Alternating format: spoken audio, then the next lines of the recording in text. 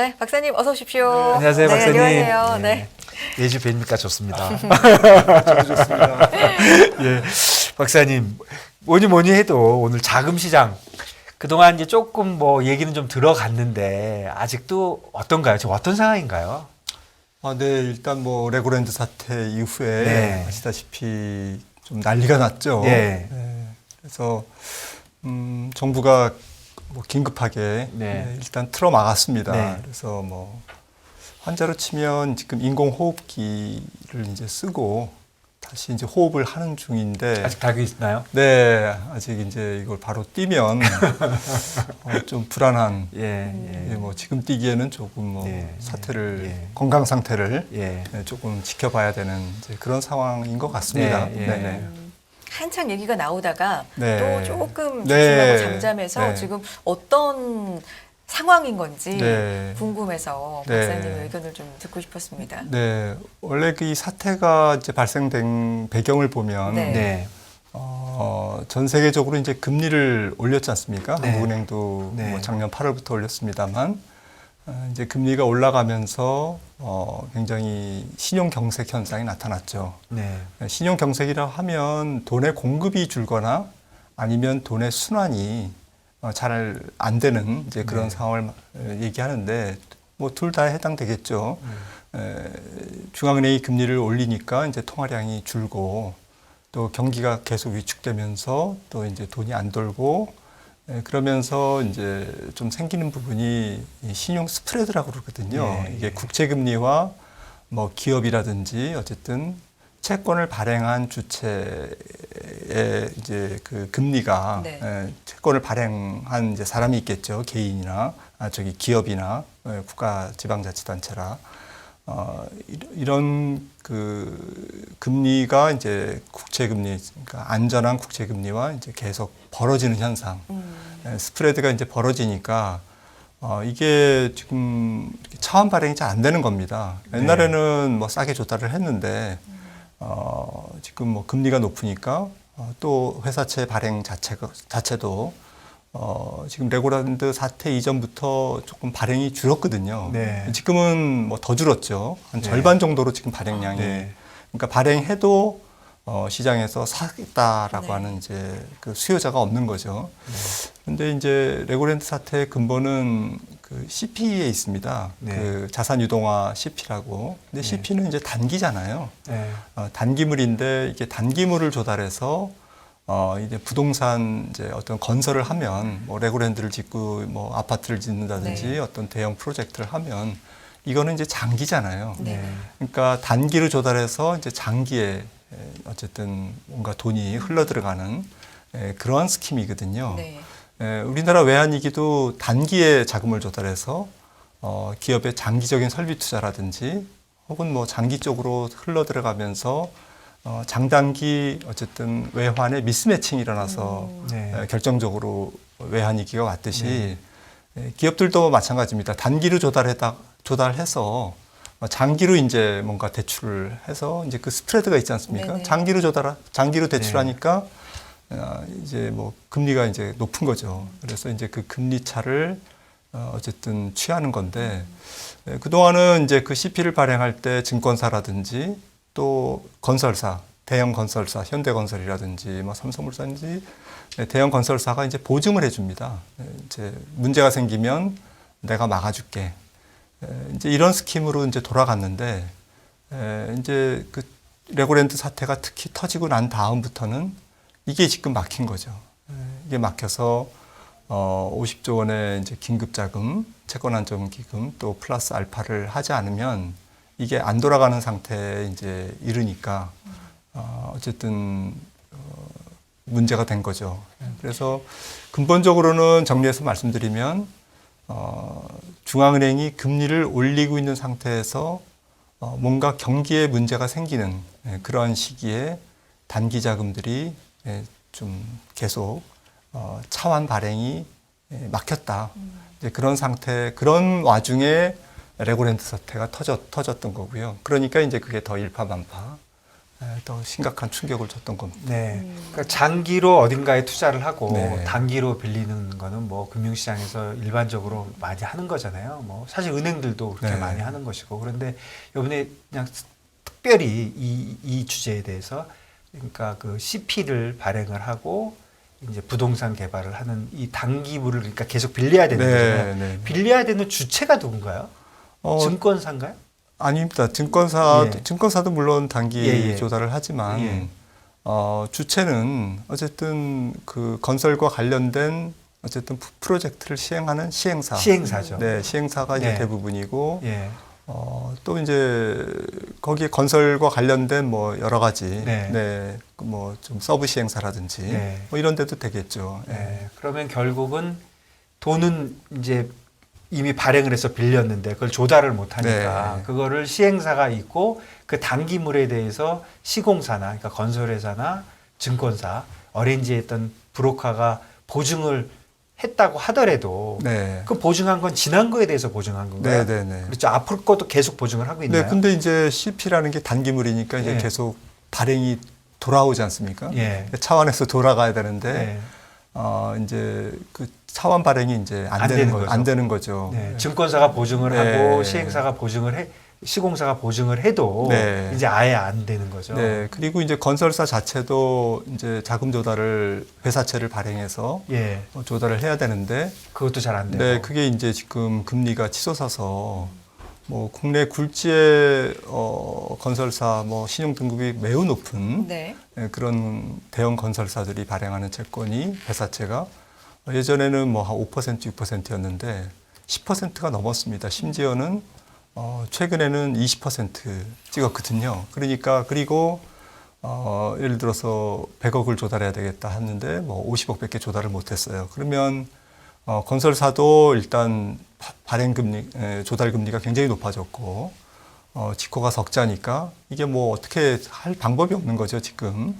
그런 상태에서 지금 근근히 어쨌든 단기자금 시장이 돌아가는데 지금 CP 금리가 굉장히 치솟아가지고 레고랜드 사태 이전에 뭐 굉장히 낮았는데 지금 거의 2배 수준 정도고요. 그 다음에 채권 발행이 거의 좀 어렵습니다. 지금 한국전력이 공사지 않습니까? 네네.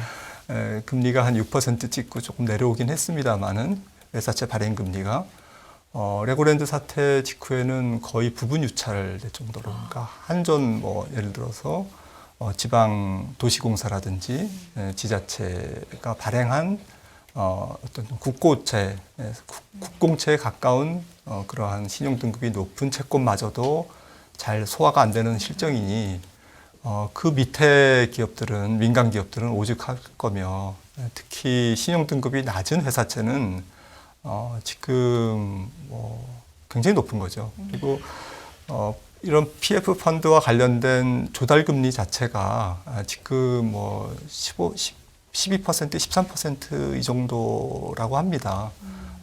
조달을 하려면. 높네요. 네. 네. 그러면 그거는 뭐 사업을 하지 말라는 얘기거든요. 15%의 돈을 빌려서 사업이 되겠습니까? 네, 네, 그러니까 네. 이제 현실적으로 네. 현장에 계신 분들 말씀은 뭐 하지 말라는 얘기고 그러다 보면 이제 또 올스톱 되지 않습니까? 네. 모든 게. 네. 네, 그러면 돈이 안 돌죠. 네. 네, 그래서 이런 게 조금 아직까지는 심각한 상태. 근데 박사님, 저는 그렇습니다. 그 금리가 오른 것이 네. 우리나라만 오른 것이 아니고 전 세계적으로 올랐고 또 부동산 가격이 최근에 내려간 것도 우리나라뿐 아니고 전 세계적 현상인데 왜 이런 신용 경색이 우리나라에만 이렇게 아주 느껴질 정도로 심하게 올까요? 뭐 다른 나라도 뭐 저희가 잘 몰라서 그렇지 예. 왔긴 예, 왔겠죠. 예, 예. 예, 근데 우리나라 같은 경우에 특히 네. 부채가 많이 늘었습니다. 절대량이요? 예, 절대량이 늘었고 또 PF 같은 경우는 지금 공사 잔액이 뭐 112조 정도라고 하는데 네. 이게 뭐 최근 10년간 거의 2배로 그런 증가했거든요. 건가요? 예, 그러니까 네. 너무 공사가 많았던 거죠. 네. 그러니까 민간 주택 건설 경기뿐만 아니라 뭐 오피스텔이라든지 뭐 조금 여러 가지 뭐 이런 다양한 프로젝트가 전국적으로 조금 많이 증가했던 건 사실이고요. 그러니까 부동산 가격이 네. 쭉 오르는 추세에 있기 때문에 그런 네, 건가요? 그렇죠. 네. 예. 그걸 타고 이제 올라간 거고, 특히 뭐 증권사들 뭐 굉장히 그 수익원이 중요한 수익원이 됐지 않습니까? 네. 그동안. 예. 네, 그리고 뭐 인센티브도 많이 받아갔고. 네. 근데 그렇게 이제 뭐 어떤 좋은 수익원이 됐다가 네, 장이 이제 어려워지니까 지금 뭐 좀 문제가 되고 있는데, 아무튼 좋을 때 좀 그런 부분을 조금 위험 관리를 조금 못 해놓은 거죠. 어쨌든 공사 주체라든지 또 금융사라든지 또 정부라든지 이런 게 조금 속도 조절을 할 필요가 있었는데, 그러니까 이제 전체적인 우리나라 기업 부채와 가계 부채를 합쳐서 GDP 대비 규모가 지금 200 거의 한 40%, 30% 정도 올라왔는데, 이 차트를 보시면은 아마 실감을 느끼실 겁니다. 오른쪽이 민간 신용, 그러니까 부채입니다. 쉽게 말씀드려서 빨간색 선이 GDP 대비 부채 규모인데, 이게 이제 기업 부채가 적지 않게 되는 거죠. 가계 부채가 GDP 대비 100%니까 기업 부채도 한 120%. 네. 이렇게 해서 이게 올해 1, 4분기 기준인데 한국은행에서 발표한 이게 더 계속 올라갔으니까 아마 한 200, 한 20, 30% 정도까지 올라오지 않았을까. 네. 그래서 문제는 속도가 너무 높았던 거죠. 2013년부터 굉장히 가파르게 증가했고 2016년부터요. 특히 팬데믹 때 코로나19 터지면서 더욱더 증가했고. 그러네요. 네. 그 팬데믹 때 우리 자영업자들한테 그 대출을 뭐 조건에 관계없이 다 연장해주고 네. 그랬잖아요. 근데 그것들이 이제 만기가 돼가겠네요. 네, 지금은 이제 자영업자들 대출이 좀 상환 유예 네. 돼 있기 때문에 일단은 지금 연체율로 나타나고 있지 않은데, 네. 이제 재연장을 안 해줄 경우에는 이제 이런 부분들이 연체율 증가로 나타나면서 네. 지금 제2금융권 이어서 은행 쪽의 연체율 상승으로 이어질 것 같은데요. 특히 최근에 이제 가계 대출을 보면 네. 기업 대출도 그렇습니다만은 우리나라는 가계 대출이나 기업 대출이나 너무 이제 극명한 차이가 있습니다. 그러니까 되게 대출 구조가 안 좋거든요. 예. 네, 그래서 소위 잠재적 취약 상환을 못할 수 있는 네. 상환이 어려울 수 있는 그러한 잠재적 취약계층에 대한 대출 규모가 너무 높은데 네. 특히 은행보다는 제2금융권, 네. 보험사라든지 저축은행이라든지 네.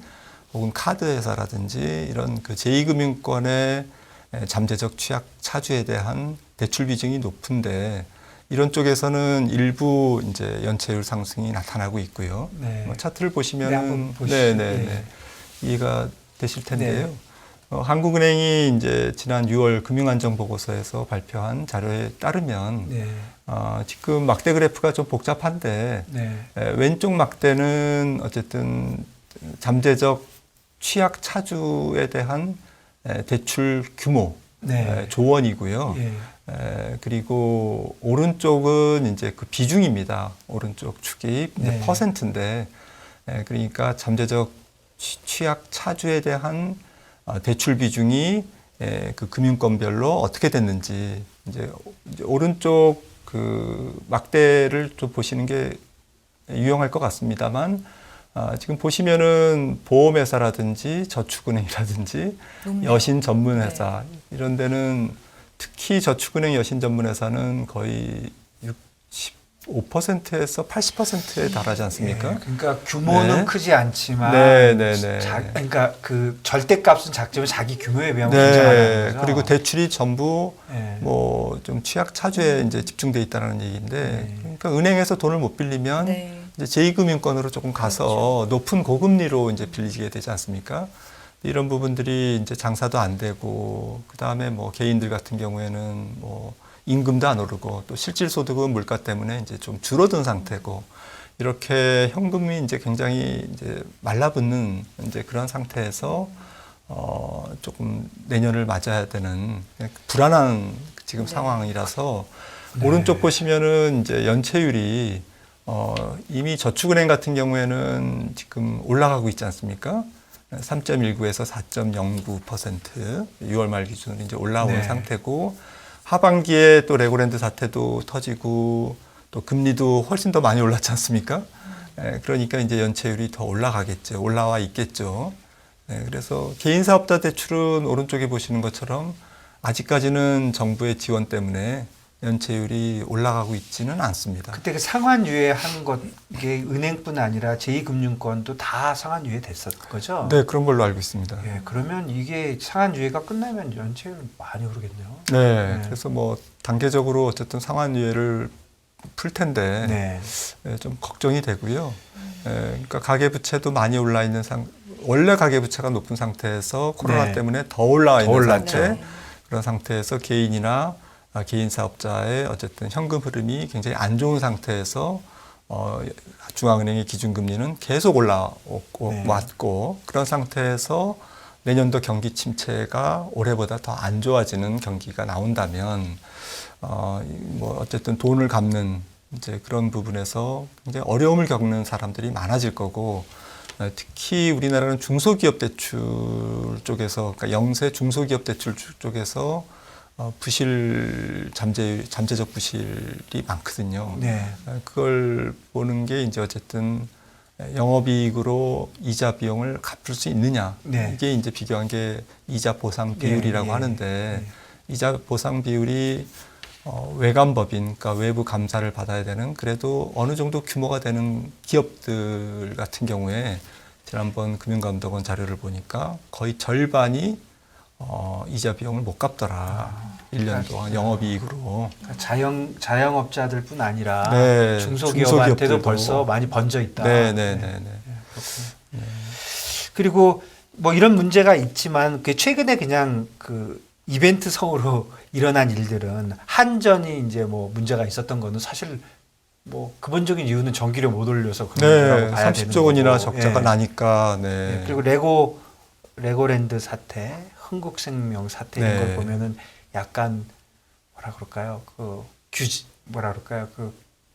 갚을 거를 안 갚다는 관행과의 차이 뭐 이런 것 때문에 불거진 건데 네. 일단은 좀 잠재워진 건가요? 네, 그렇습니다. 뭐 강원도도 뭐 갚겠다. 갚겠다 그랬고요. 그러니까 뭐 한 얘기 없었던 걸로 하겠다. 네, 처음부터 예. 갚겠다 그러면 뭐 될 아무 거를. 일 없을 예. 일이 어쨌든 정책적 조율이라든지 이런 게 매끄럽게 네. 진행되지 않은 측면이 좀 있는 것 같고요. 흥국생명도 네, 연구체이 이제 근데 그것도 이제 없었던 일로 된 네, 거죠. 일단 뭐 다시 화들짝 아, 올라서 이제 또 다시 없었던 예. 걸로 했는데 안타깝네요. 이런 거는. 네, 근데 이제 뭐 너무 이제 좀 관행적인 건데 좀 그런 부분도 있었고요. 네. 한국생명 같은 경우는 또 레고랜드 사태 같은 경우에는 좀 정치적인 좀 그런 부분도 좀 있었을 거고 네. 이제 아무튼 이유야 다 뭐 개별 이슈가 있겠지만 전체적으로는 조금 이제 그 금융 환경이 굉장히 좀 불안정한 상태거든요. 우리나라뿐만 아니라 전 네. 세계적으로 뭐 네. 왜 안 그러겠습니까? 뭐 그렇죠. 연준이 예. 그렇게 금리를 예, 예. 올해만 해도 375bp나 올렸는데 네. 다음 달까지 올리면은 뭐 네. 한 425bp가 네. 올라간 거고 이렇게 단기적으로 달러 유동성이 줄어드는 상태 네. 그리고 전 세계 중앙은행들이 금리를 급하게 올린 상태 네. 뭔가 문제가 안 터지면 이상할 정도의 어쨌든 금융 환경이 굉장히 긴박하고 좀 경색될 수밖에 없는 상황에서는 이게 컨트롤 타워에서 굉장히 예민하게 모니터링을 하고 네.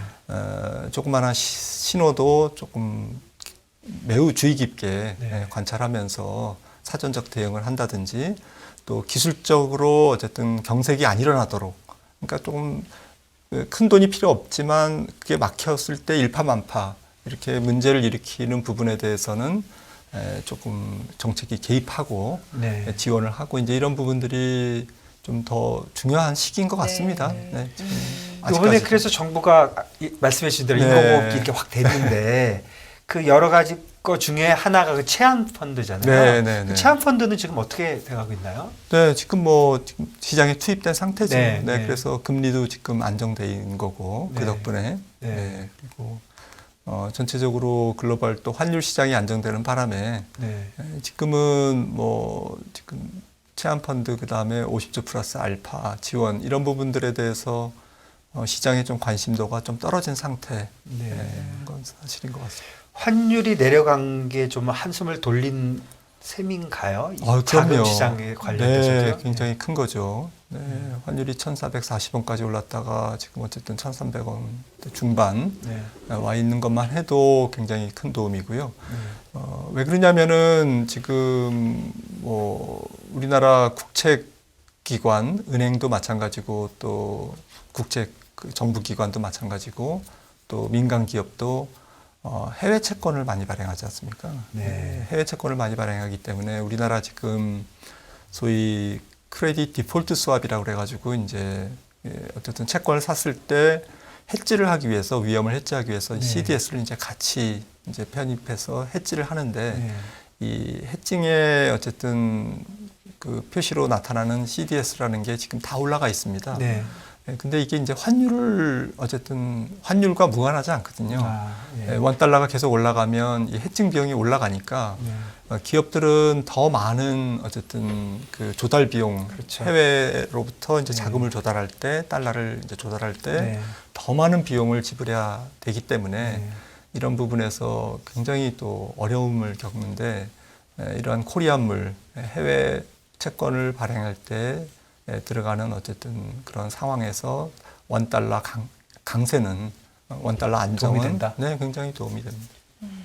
저기 한두 달 전에 우리 박사님이 원달러 1250원 갈 수도 있다고 할 때 1450원일 때 그 얘기 하셔가지고 다들 에이 그랬는데 그렇게 되게 생겼습니다. 됐으면 좋겠습니다. 예. 그러게요. 제일 먼저 말씀하신 거 제가 확실하게 아유, 들었습니다. 아닙니다. 네, 여기에서. 예, 네, 여기서 이 시간 말씀하셨어요. 통해서. 그래서 그때 좀 과다하게 강하게 보시는 거 아닌가 그랬는데 벌써 근처까지 갔습니다. 그래서 어쨌든 네. 이런 환율의 안정이 그 자금 시장에도 도움이 된다. 네. 그건 다행이네요. 예. 네. 신용경색 얘기를 오늘 쭉 한번 해보고 있는데, 뭐, 레고랜드 사태도 어느 정도 뭐 약속을 했으니까, 뭐, 되어가고 있다. 앞서 말씀해주신 뭐, 흥국생명의 콜옵션 연기 사태도 뭐, 회사 자본 이제 이용해서 약속을 한 상태. 일단 마무리는 이렇게 짧게 아주 국제적으로 되고 있는 것 같은데 이게 전반적인 신용의 문제가 확실히 좀 생겼다라는 느낌은 들거든요. 그럼 이렇게 된다면 외국 자본이 들어온다거나 이런 데도 좀 문제가 있는 거 아니겠습니까? 어떻게 보십니까? 네, 그러니까 전 세계적으로 지금 좀 공통된 현상은 안전자산과 신용물이라고 그러죠. 신용물과의 어쨌든 극명한 차이, 예. 선호도의 차이가 발생하고 있습니다. 그래서 외국인들이 우리나라 시장에서 뭐 국채는 계속 사겠지만 좀 신용 위험이 있는 어쨌든 회사채라든지 어쨌든 그것과 비슷한 어쨌든 신용물은 기피하겠죠. 그러다 보면 전체적으로 뭐 국내 투자자도 그렇고 외국인 투자자도 그렇고 좀 빈익빈 부익부 자금 시장에서 이런 그 어떤 온도의 차이, 네. 신용도에 따른 어쨌든 자금 시장의 큰 어쨌든 빈익빈 부익부는 네. 조금 더 진행될 위험이 있어 보이고요. 네. 그리고 전체적으로 어쨌든 올해보다는 내년도 특히 내년 상반기에 이제 전 세계 실물 경기가 네. 조금 더 가라앉을 가능성이 높기 때문에 네. 지금은 모두가 다 카운터파트 리스크, 예. 그러니까 상대방을 좀 못 믿는 그러한 분위기로 가고 예. 있거든요. 예. 그러니까 돈이 안 돌고 있습니다. 전 세계적으로. 예. 우선 내가 죽지 말아야 되니까. 네, 네. 네. 그래서 뭐 전 세계 우리나라 은행뿐만 아니라 전 세계 금융기관들이 네. 금융회사들이 일단 완전히 그 위험 관리 모드로 네. 지금 들어가 있습니다. 그래서 대출 한도도 줄이고 우리나라도 지금 은행권도 그렇고 또 카드사 네. 내지는 뭐 캐피탈도 네. 제2금융권도 다 그 대출 한도를 줄이고 네. 신용 할부 기간을 좀 줄인다든지 네. 이렇게 해서 자체적인 어쨌든 유동성 관리에 들어갔거든요. 이런 게 지금 계속 모든 금융회사가 국내적으로 그렇게 진행되면 결국 신용도가 나쁜 안 좋은 어쨌든 경제 주체들은 더 고통이 심해질 수밖에 없는 거죠. 네. 마지막으로 하나만 더 여쭤보겠습니다. 이 신용 경색 문제가 이제 네. 심각한 거죠. 특히 우리나라가. 그런데 이번에 이제 24일 날 마지막 금통위가 네, 있는데 네, 네. 그때 인플레이션뿐 아니라 이런 신용 경색도 좀 고려하게 될까요? 네, 고려할 겁니다. 아마 네. 굉장히 머리가 아프실 텐데 한국은행 예. 분들이 특히 총재님이 그렇겠죠. 근데 제 생각에는 그 글로벌 어쨌든 연준만 보면 50bp를 올려야 되는데 네. 말씀 주셨던 국내 신용 상황 네. 그리고 좀 가계 부채 문제 이런 네. 것들을 고려한다면 고육지책으로 25bp를 올리지 않을까 네. 저는 그렇게 생각을 합니다. 그렇네요. 이번에 25bp가 올릴 가능성이 더 많아졌고 그 이유가 조금 신용 네. 정책 문제에 있다 이렇게 생각이 된다 네. 그런 말씀이십니다. 한국은행 이번에 25bp 인상 얘기도 그래서 네, 좀 많이 네, 네. 나오고 있는 것 네. 같고요. 무게가 실리고 있는 것 같습니다. 이렇게 근데 조금씩 미국과 벌어져도 아직은 괜찮은 걸까요? 좀 부담이 되죠. 네. 왜냐하면 지금 내년 들어서 우리나라는 1월, 2월 금통위가 연속 네, 네. 1월 13일, 또 2월 23일인가 있고요. 연준은 1월 말, 그다음에 네. 3월이거든요. 예. 그래서 한국은행이 그래서 1월, 2월 계속 25bp씩 인상을 해서 네. 미국과의 금리 차이를 125bp, 1.25%포인트 이상으로 벌어지지는 못하게 125까지는 된 네, 거예요. 네. 그 이상 벌어지면 조금. 또 자금 유출이 네. 조금 더 심각해질 수가 있기 때문에 그래서 내년 1, 2월에 추가 25bp씩 인상을 할 가능성이 남겨진 상태에서 이번 금통위가 네. 진행될 것 같습니다. 그래도 좀 물러났네요. 1%에서 1.25로. 그 정도까지 네, 알아봤습니다. 네. 김한진 박사님과 함께하는 먼데이 모닝 인사이드였고요. 네. 오늘도 고맙습니다. 감사합니다, 네. 박사님.